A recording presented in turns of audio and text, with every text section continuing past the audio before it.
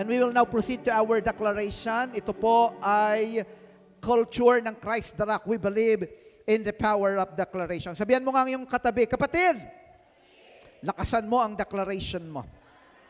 Ready? I declare I have the grace I need for today. My life is marked by excellence and integrity. God makes all grace abound toward me, so that I always have all sufficiency and abundance for every good work. I will live with purpose, passion, and praise, knowing that I was destined to live in victory. I can do all things through Christ who strengthens me. I declare I am God's servant, and He takes pleasure in my prosperity. I give and I receive, good measure, pressed down, shaken together, running over will be put into my lap. I will not just survive, I will thrive. I am blessed when I come in and blessed when I go out. The very best is yet to come. These are all my declarations in the name of my Lord Jesus Christ. Amen! Hallelujah! Bago ka umupo, pwede mo bang sabihan ng tatlong tao, you are victorious in Christ. Makakaupo na po kayo at tatawagin natin si JC para tayo ay pangunahan sa ating Luke chapter 4 verse 18 to 19. Luke chapter 4 verses 18 to 19. The Spirit of the Lord is upon me, because He has anointed me to preach the gospel to the poor. He has sent me to heal the brokenhearted, to proclaim liberty to the captives and recovery of sight to the blind, to set at liberty those who are oppressed, to proclaim the acceptable year of the Lord. Jesus Christ is my Lord. He is Christ the Lord. Praise God! Thank you, Lord. Jesus Christ is my Lord. He is Christ the Rock. So sa linggo pong ito yung huling araw natin para sa ating series na Full Blast in Our Calling. At ang topic po natin, ang title ng topic natin, Catching God's Call. Napakahalaga na tayo ay maging active. When we are talking about God's calling, we must learn how to catch, to receive the calling of God. Alam nyo, isang bagong natututunan ni Noah, meron po akong apo para po sa mga hindi pa nakakaalam, mga kasama natin sa FB Live or first time kayong nakarating dito, naging nakabahagi kayo sa Christ the Rock family. Meron po kaming 5 grandchildren at meron kaang eldest ay kaka-birthday niya lang. Siya po ay 5 years old. At isang skill na natututunan niya, siya po ay nakakahiligan niya yung tinatawag na soccer. At una niyang natutunan ay, siyempre, sinisipa yung bola. Pero isa sa natutunan niya is how to throw the ball. Natutunan niya yan. Madali niyang natutunan kung paanong ibato ang bola. But another skill na nakita ko po na siya ay nag-level up, natututunan niya how to catch the ball. At hindi ko po alam sa inyo kung natatandaan nyo nung kayo ay bata pa at kung kayo po ay nakakahiligan nyo ang sports, I believe you will agree with me na mas madaling matutunan na ibato ang bola kaysa saluhin ang bola.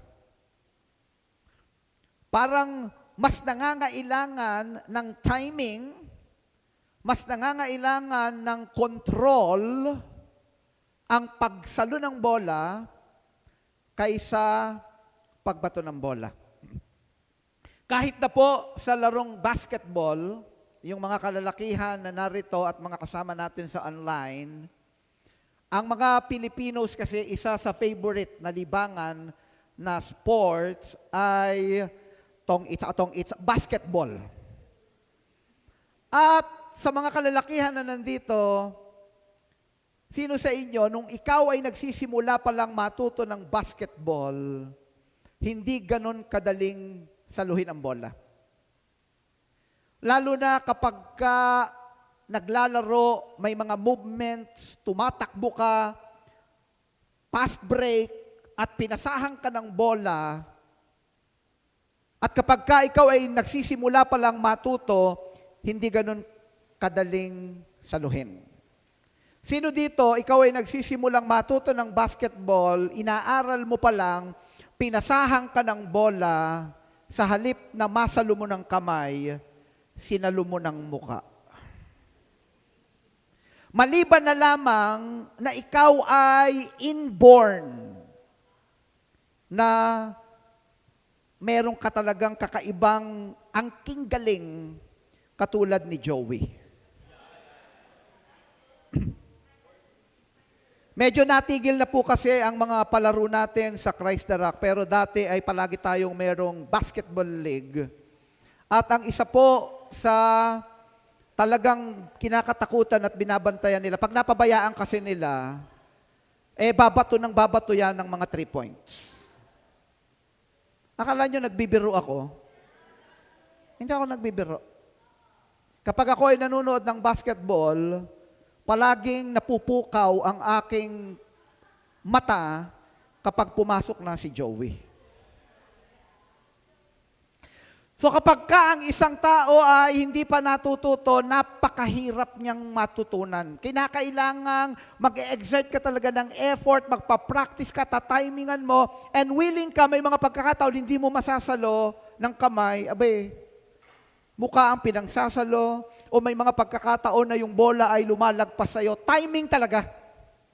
At natutuwa ako kasi pag naglalaro kami ni Noah, tinuturuan ko siya how to catch the ball. Siyempre, may konting tulong ko. Ako din po, tinatimingan ko na yung bato ko hindi ganon kalakas, hindi ganon kabilis, para madali niyang masalo. And I believe, ganon din ang ating Diyos. Ang nais ng ating Panginoon, yung kanyang panawagan sa atin o yung kanyang calling, masalo natin.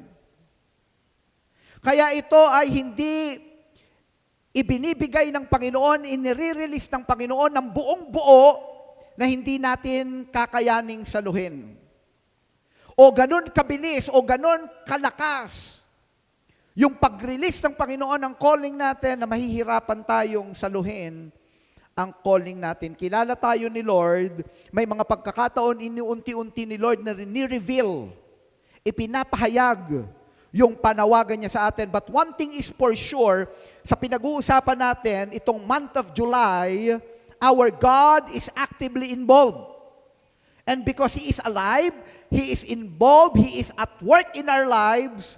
Lahat tayo, if you are a child of God, may panawagan ka kay Lord. Amen. At kahit wala ka pa man ngayong personal, intimate relationship with God, merong calling si Lord. At ito yung pag-uusapan natin. And let us now proceed in the Word of God, in the book of 1 Corinthians, chapter 1. Basahin muna natin ang verse 7 and verse 8. Therefore, you do not lack any spiritual gift as you eagerly wait for our Lord Jesus Christ to be revealed. Ang liham na ito, itong epistle na ito, liham, sulat, ni Apostle Paul para sa mga Christians, mga believers sa lugar ng Corinth. Mga mananampalataya sa Corinth. At ang sabi dito ni Apostle Paul, you do not lack, sa mga believers ng Corinth, you do not lack any spiritual gifts. Habang hinihintay natin ang kapahayagan ng anak ng Diyos, our Lord Jesus Christ, His second coming, hinihintay natin ito, may mga pangangailangan tayo, ang Panginoon, siya ang nagbibigay sa atin ng kakayanan. Si Lord ang nagbibigay sa atin ng mga spiritual gift. Mga kakayanan, talento, something supernatural, something spiritual. At ang napakainam dito, ang sabi ng Word of God, you do not lack any spiritual gift. Dahil napag-usapan natin, kapag may panawagan sa iyo si Lord ang magbibigay sa iyo ng kakayanan to fulfill that calling. Amen. Kaya nga, yung calling of vocation, merong specific calling ang Panginoon sa iyo. You are created by God, unique. Kakaiba ka. Sabihan mo nga ang iyong katabi, kapatid, kakaiba ka. Sabihan mo siya, kapatid, kakaibang nilalang ka.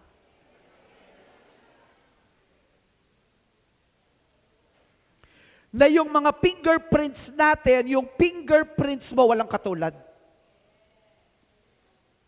Amen. Kakaiba ka talaga. At maging yung mga boses pala natin, yung boses mo, unique. Pwedeng impersonate yan, pero ma-identify, kaya nga merong mga voice command.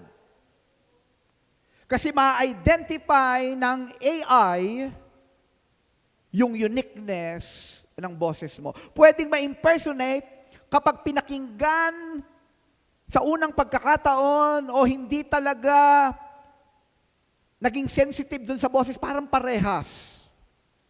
Pero ang boses mo ay unique. Kaya nga kapag may kilala kang tao, kahit hindi mo siya nakikita, kahit nakatalikod ka, pag siya ay nagsalita, alam mong siya yon. Kilala mo. Kasi hindi lang yung mga fingerprints natin ang unique, pati ang ating boses. Alam nyo ba na pati ang paglakad mo ay unique? Yung structure ng katawan mo, yung haba ng binti mo, may pagkasakang ba ng konti yan? Yung bigat mo, kung paano ka kumilos, very much unique. Kaya nga, pag dumating ang tatay mo, hindi mo pa man siya nakikita, yung tunog ng kanyang yapak, si tatay yan. At dumarating si tatay, galit. Pati yung emotion behind the walk, kakaiba. Napakadaming pagkakahubog sa atin ng Panginoon, design sa atin ng Panginoon na unique. Alam mo ba na pati ang amoy mo ay unique? Pwede kang gumamit ng cologne, ng perfume, at nagkataon na yung ginamit mong cologne ay kaparehas ng ginamit ng katabi mo. Kaya kapag inamoy mo siya, parang parehas kayo ng amoy dahil sa cologne. Pero the moment na mawala yung bangis ng cologne na ginamit mo, lalabas na yung natural na bangis ng amoy mo. Hindi ba totoo na may mga mahal tayo sa buhay na kapag kinuha na ni Lord, sino dito yung nakakita ng ganun? Kukunin yung damit na hindi pa nalabhan, aamuyin. Bakit? Kasi may kakaibang amoy na tanging sa Kanya lang. Amen? Amuyin mo nga ang katabi. Hindi, wag na lang. Create tayo ni Lord na unique. At meron tayong specific, unique calling from God. Kaya ka dinesign ni Lord, kaya tayo dinesign ni Lord, kasi ikaw lang. At tanging ikaw lang ang makaka-fulfill ng calling na binigay niya sa iyo. Sabihan mo nga ang iyong katabi, congratulations. Mabangis ka pala. Pagdating ng verse 9,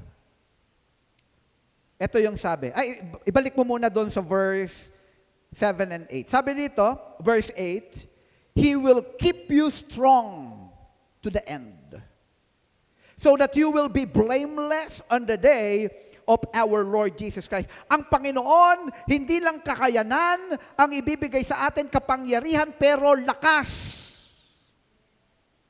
Anong klaseng lakas ito? Hindi upang makipagbugbugan, makipagbuntalan, hindi yon. Binigyan tayo ng lakas ng Panginoon to live a blameless life. Sino dito naniniwala na para mamuhay ng may katwiran, kailangan mo ng lakas? Hindi madaling mamuhay ng may katwiran. Of course, the grace of God is available. Pero tayo, dapat dinidisiplina din natin ang ating mga sarili. Pero ang Panginoon ang nagbibigay sa atin ng lakas. Kaya nga, apart from Him, we can do nothing. Kaya katulad ng inawit kanina, hindi pwedeng mag-backslide. Kailangan natin si Lord. Kailangan natin si Lord ng kalakasan, ng kakayanan, upang makalakad tayo ng may katwiran, may kabanalan. And praise God, ipinagkaloob sa atin ni Lord yung ministry of deliverance, because the ministry of deliverance is anti-sin. Natututunan natin, nagkakaroon tayo ng urge. Nagkakaroon tayo ng mas malalim na dahilan upang idisiplina natin ang ating mga sarili by the grace of God to live a righteous life, a holy life. Mas nagkakaroon tayo ng awareness. Amen. Alam mo, pag ikaw nasa ministry of deliverance, mas nakakatakot mag-backslide. Sabihan mo nga ang katabi mo, kapatid, huwag kang magba-backslide.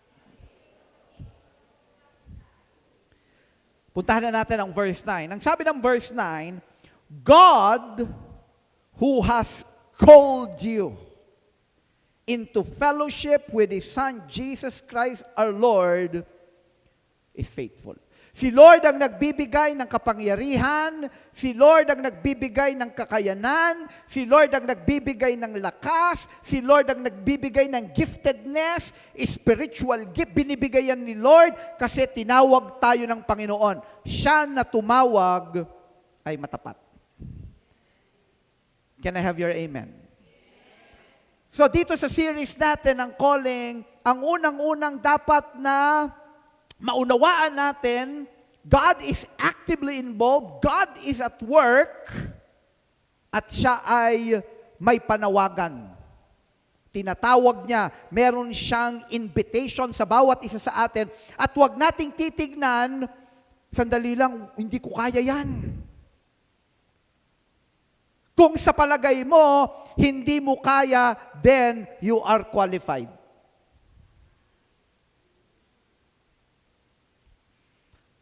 May nagtanong sa akin, Bishop, paano ko malalaman kung ready na akong magpa-deliverance? Ang sabi ko sa kanila, kung feeling mo hindi ka ready, then ready ka na. The more na feeling mo hindi ka ready magpa-deliverance, yun ang sinyalis na ready ka na. Dapat magpa-deliverance ka na. At ganun din sa calling natin. Pag feeling mo hindi ka qualified, hindi ka karapat-dapat, then you are qualified. Because you will begin to depend on God. Ang sabi ni Smith Wigglesworth, a very powerful evangelist who walks in miracle signs and wonders. If you will read his biography, grabe yung mga himala na ginawa ng Panginoon sa kanyang buhay. Ang sabi niya, God does not call those who are equipped. He equips those whom He has called. Kaya hindi natin titignan, huwag mong titignan yung kakayanan mo lang. Kung meron ka bang kakayanang i-accomplish or i-fulfill yung calling ni Lord, wag yun ang titignan mo. Ang titignan mo, yung Diyos na tumatawag, may kakayanan na ikaw ay i-equip. Amen. Sino dito, nung unti-unti mong natututunang sumunod sa Panginoon, may mga hindi ka kayang gawin noon, nagugulat ka ngayon, nagagawa mo. Because the Lord is equipping you. Hindi mo akalain na kaya mo palang umawit. Dati-dati, pag sumasalang ka sa videoke, ang boses mo naliligaw. Kung saan-saan napupunta. Pero nung you begin to have the desire to serve God, at ang sabi mo, Lord, gamitin mo, nagkakaroon ka ng joy, worshiping the Lord through singing, nagsimula ka ng napapasunod na yung boses. Nagkakaroon na ng direction. Amen. Kasi si Lord ang nagbibigay ng kakayanan. Amen? Sino dito, hindi mo nakikita noon ang sarili mo na magsasayaw ka para kay Lord? Aakalain mo bang si Sister Lani? Ngayon, inaantay kong... Aakalain mo bang si Sister Lani? At si Tita Aleli? At si Sister Jen ay magsasayaw dito. Sabihan mo nga ang iyong katabi, kapatid! Sige, sabihan mo, kapatid! Baka sa susunod ikaw rin.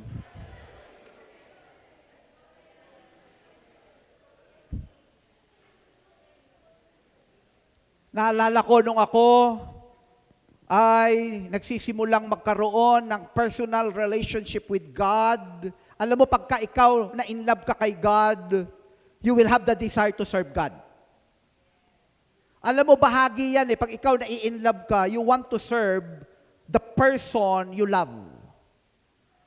Isang sinyalis ng ikaw ay nagmamahal, magsisimula kang mag-serve. Isang sinyalis na ikaw ay nagmamahal, magsisimula kang magbigay. Ang serving, giving, laging bahagi ng love. Nung ako ay nagsisimulang ma-inlove kay God, nagkaroon ako ng desire to serve God.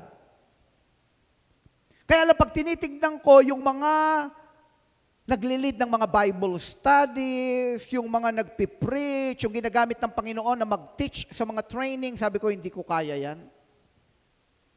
Hindi siguro yan ang calling ko. Siguro yung, ano ba yung mga pwedeng pasukan ng ministry? Naghanap ako ng mga ministry. Nagsimula ako sa noong unang panahon, hindi uso ang tarpaulin. Hindi uso yung merong ganito. Ang nasimulan ko pa noon, Manila paper na binubuksan na ganon. Pagkatapos nagkaroon ng overhead projector, yung iba sa inyo hindi inabutan yung panahon nyo ni Sister Connie. Yung merong acetate na nilalagay na ganon, pagka hindi ka pasanay, baliktad pa yung acetate, natataranta ka, tapos pag inanuhan ng hangin, naglipara na ganon. Nung unang panahon yon, panahon ni Sister Connie.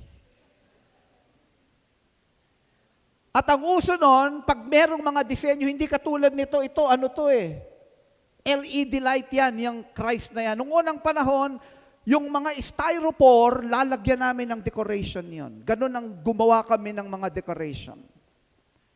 Talagang mano-mano, sino dito inabutan sa mga sinihan, yung mga nakapaskil, paint. Mano-mano.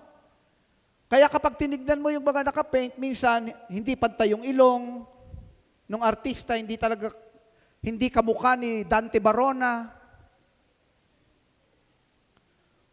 Siguro yung iba sa inyo hindi nakilala yan.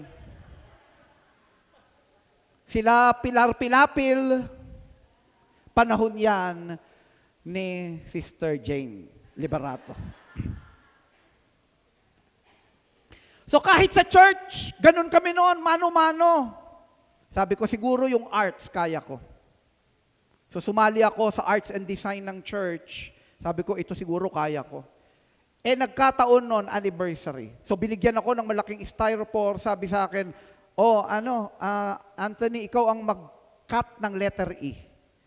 Capital letter E. Kaya ko yan. So kinat ko yung capital letter E.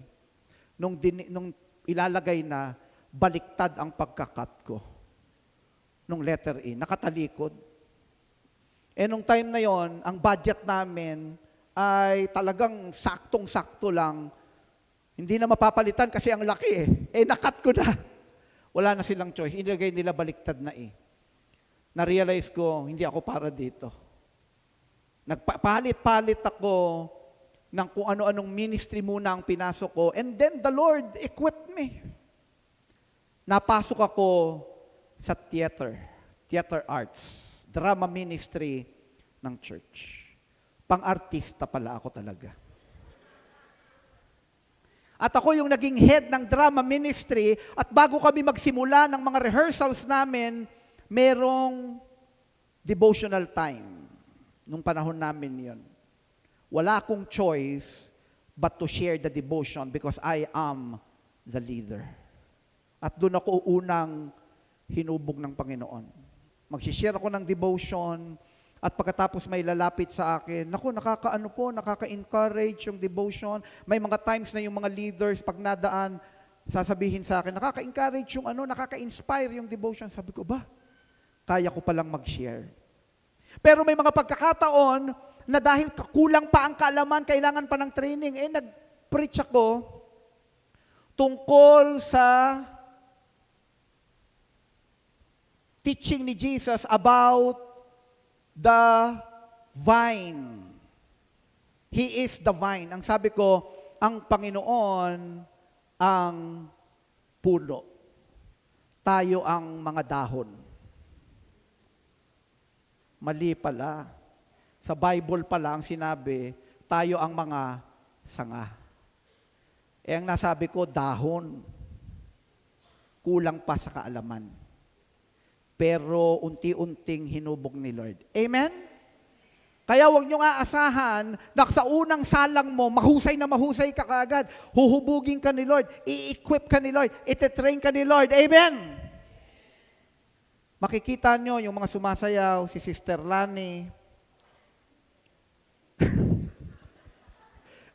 si Sister Jen, si Tita Aleli, may gumaganong-ganon lang yan. May kakaibang indak, paano ba yan? Pero sa susunod, maniwala kayo. Baka nagka-cartwheel na yan dito. Huhubugin ng Panginoon. Amen? Sabihan mo nga ang iyong katabi, may calling ka kay Lord.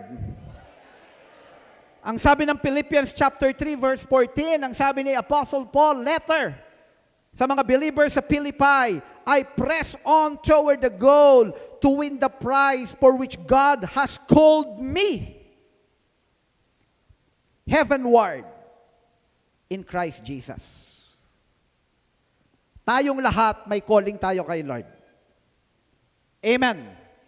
At yung calling natin, nakapaskil na yan sa langit. Alam na alam kahit ng mga anghel. At yung mga demonyong marites, maaaring naririnig na nila ang calling mo. At ano ang pwedeng gawin ni Lord sa buhay mo. At kinakabahan na sila. At pipilitin nilang pigilan yung katuparan ng magandang plano ni Lord sa buhay mo. Because the thief, the devil comes to steal, to kill, and to destroy. Sabihan mo nga ang katabi mo, may magandang plano si Lord sa buhay mo. Calling is the truth that God calls us to Himself. Ang panawagan ng Panginoon sa atin, nagsisimula talaga ito, tinatawag tayo ni Lord para sa Kanya. We are created by God, through God, for God. We are created for Him. Kaya nga, yung salitang holy, Hagios. Ang ibig sabihin, set apart. Set apart for Him. Calling is the truth that God calls us to Himself so decisively. Ganun ka-strong yung panawagan ng Panginoon sa bawat isa sa atin para sa Kanya. Everything we are, everything we do, and everything we have is invested with special devotion, dynamism, and direction lived out as a response to His summons and service. Dapat pala ganun tayo. Kapag natanggap natin yung calling ng Panginoon sa atin, na yung calling na yon to be set apart for Him, dapat pala nandun yung ating passion. Dapat passionate ka sa calling mo. Sabihan mo nga yung katabi, dapat passionate ka sa calling mo. To call means to name. And to name means to call into being or to make. Para mas maunawaan natin ang calling pala ay making. Not just branding. Not just tagging. Hindi lang yon. Yung binibigyan ka ng tag, binibigyan ka ng name. No! Calling is making. In the book of Genesis chapter 1 verse 5, God called the light day. And the darkness He called night. And there was evening. And there was morning the first day. Calling is creative naming. A form of making. Ulitin ko yon. Calling is creative naming and it is a form of making. When God called Israel, He named and thereby constituted and created Israel, His people. Calling is not only a matter of being and doing what we are, but also of becoming what we are not yet. It is the fusion of being and becoming. Pag tinawag ka ni Lord, hindi lang may pinagagawa sa iyo si Lord. Pag tinawag ka ni Lord, may gagawin sa iyo si Lord. Ulitin ko yon. Pag tinawag ka ni Lord, hindi lang may pinagagawa sa iyo si Lord. Pag tinawag ka ni Lord, may gagawin sa iyo si Lord. Pag tinawag ka ni Lord, hindi dahil may babaguhin ka. Pag tinawag ka ni Lord, dahil din babaguhin ka niya. Dahil hindi mo mababago yung pinababago ni Lord, maliban na ikaw ay magbago.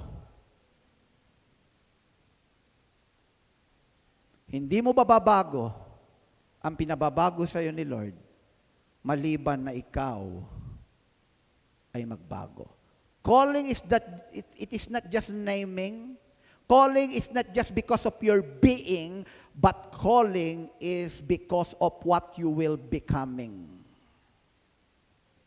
In the book of Matthew chapter 4 verse 19, tinawag ng Panginoon ang kanyang mga apostles, per set of apostles.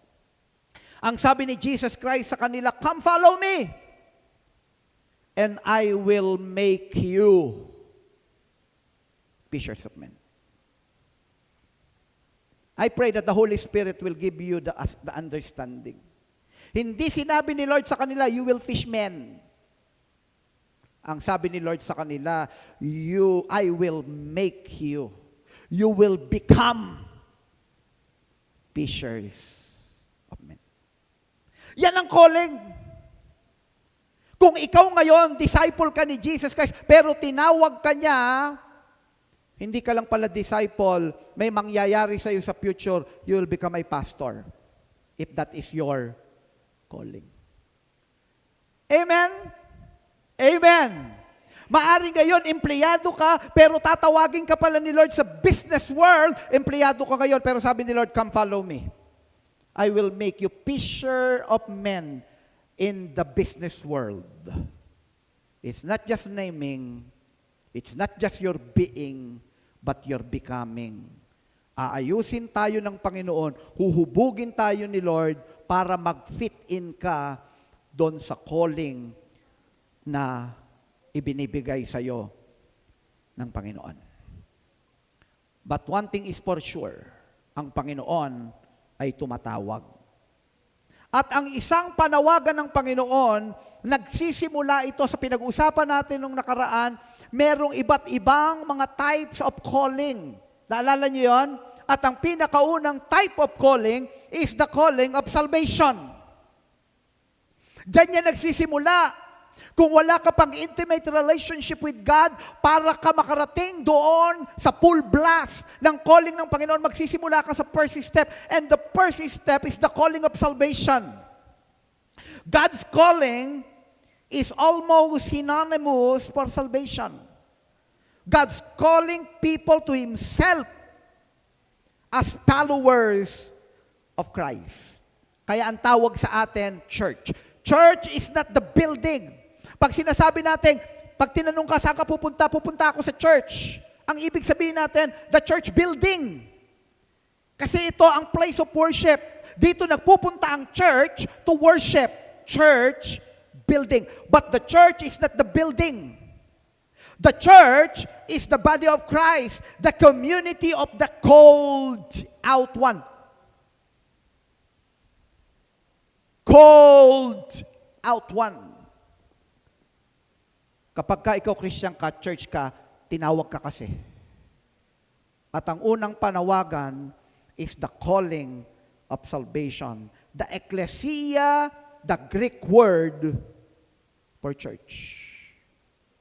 Saan tayo tinawag? Tinawag tayo mula sa kadiliman.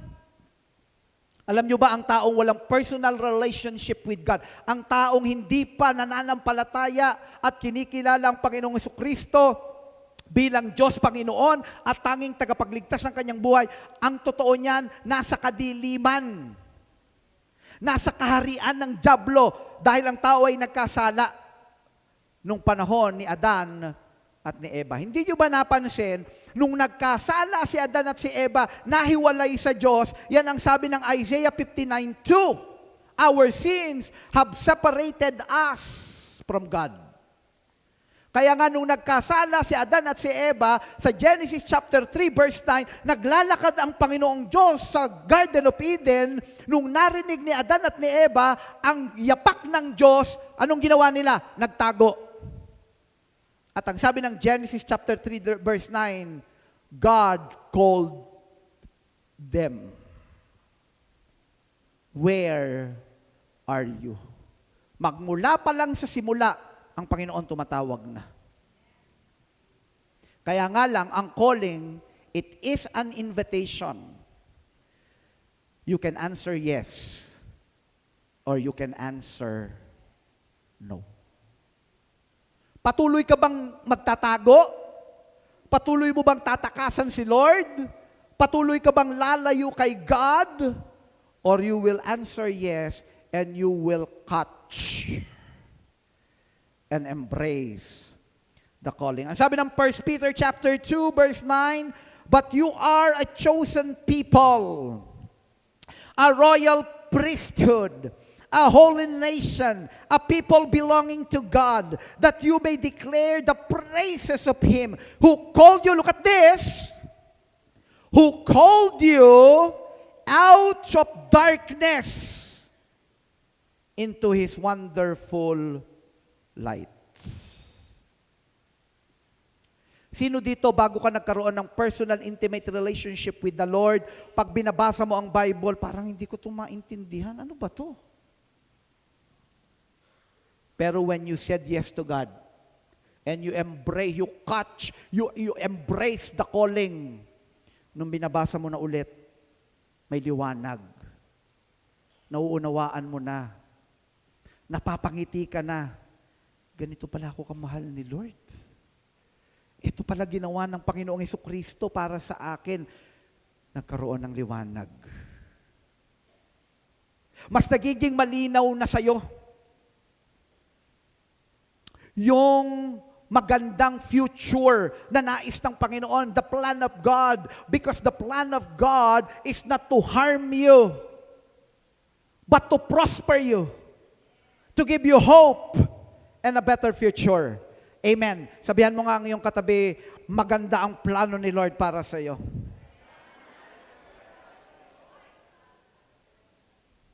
Hallelujah. Verse 10, once you were not a people, but now you are the people of God. Once you have not received mercy, but now you have received mercy. Why? Because of that calling. The Lord is calling us to Himself. We are created by Him, through Him, and for Him. We are holy, sanctified. Nilikha tayo ng Panginoon, set apart for Him. At siyang nagtatakda, ito assignment ko sa iyo. Ito assignment ko sa iyo. Ito ang calling of vocation mo. Ito ang gagawin mo. Ito ang bahagi mo sa fulfillment ng great plan of God to save mankind. Sa umagang ito yung huling topic natin sa series ng calling. I want you to know these two kinds of calling. May pinag-usapan tayo noon na 3 types of calling: the calling of salvation, the calling of mission, and the calling of vocation. But this morning, napakainam din na maunawaan natin na ang calling, meron siyang 2 uri, magkauri. Magkaiba lang ng level. Ano itong 2 kinds of calling? Number 1 is the primary calling. Our primary calling as followers of Christ is by Him, to Him, and for Him. First and foremost, we are called to someone, to God. Not to something such as career, politics, or teaching, or to somewhere such as Ortigas, Makati, Bulacan. Totoo naman talaga, ang Panginoon din ang nagtatakda. Alam niyo ba yon? Para magkaroon ng katuparan ng calling ng Panginoon sa iyo, tatawagin ka ni Lord maging sa lugar. Huwag kang magtataka kung bakit ka nakatira sa lugar na tinitirhan mo ngayon. Bakit malapit ka dito sa Christ the Rock, Maine? O kahit na malayo, pero ikaw, hindi ka nalalayuan. Kaya mong pumunta dito. At kaya mong tumawid sa tulay. Kasi tinawag ka ni Lord dito. This is your place. Amen. Kasi kung hindi ka tinawag ni Lord dito, kahit pilitin ka, maaring pwede kang pilitin 1 beses. Kasi binantaan na buhay mo nung nag-i-invite sa'yo. Pero hindi ka babalik. Pero kung alam mong tinawag ka dito, hindi ka na kailangang pilitin pa. Totoo naman, may tinatawag ang Panginoon sa iba't ibang panawagan, gawain. Pero una sa lahat, this is our primary calling. Tinawag tayo for someone. Tinawag tayo for the Lord. Amen. At meron naman tayong secondary calling. Our secondary calling is that everywhere and in everything should think, speak, live, and act for Him. This time, meron na tayong ginagawa. We can say of secondary calling that we are called to the corporate world, or to law, or to politics. They are callings rather than calling. They are our personal answer to God's summons. Ang primary calling is to someone to God, pero ang secondary calling, kapag tinawag ka kasi ng Lord, He wants you to be with Him and to work with Him. Pag tinawag ka ni Lord to be with Him, hindi upang magpahinga lang at walang gagawin. Sa tuwing tatawagin tayo pag tinawag ng Panginoon si Moses, Moses, may gagawin tayo, but I will be with you. Amen. Kaya nga, nung tinawag tayo ng Panginoon sa Matthew chapter 28, verse 19 to 20, therefore go and make disciples of all nations, baptizing them in the name of the Father and of the Son and of the Holy Spirit, teaching them to obey everything I have commanded you. And then ang sabi ng Panginoon, surely, I am with you always to the very end of the age. Because our primary calling is to be with God. At pag tinawag tayo ng Panginoon, may ipagagawa. Hindi pwedeng walang ipagagawa sa atin si Lord. Pero unang-una sa lahat, tinawag niya tayo para sa Kanya. Bakit napakahalaga na malaman natin ito?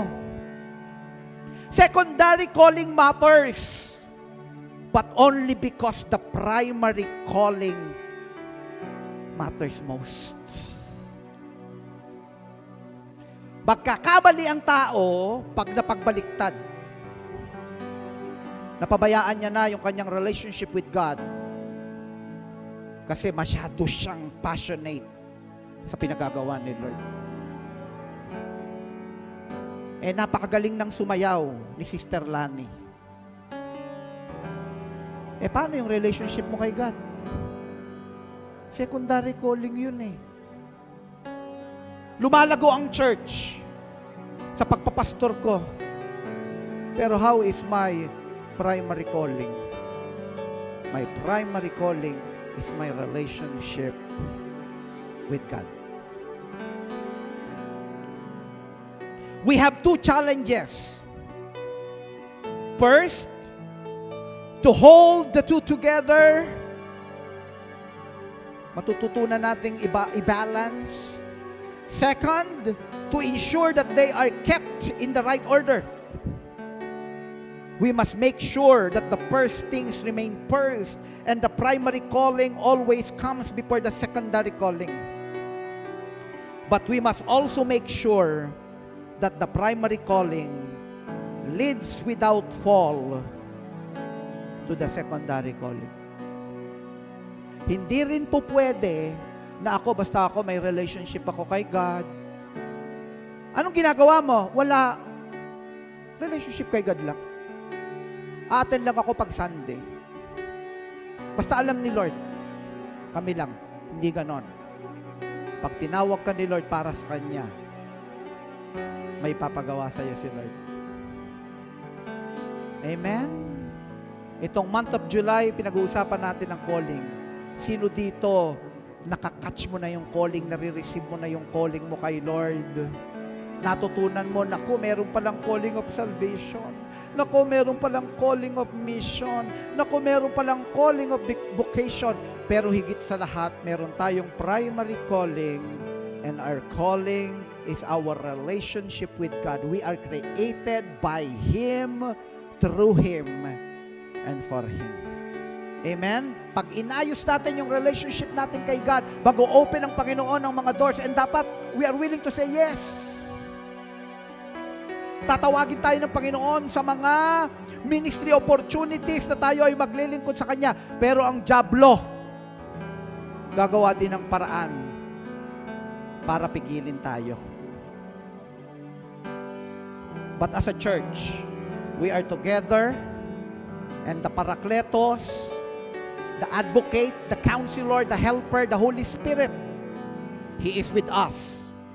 Amen.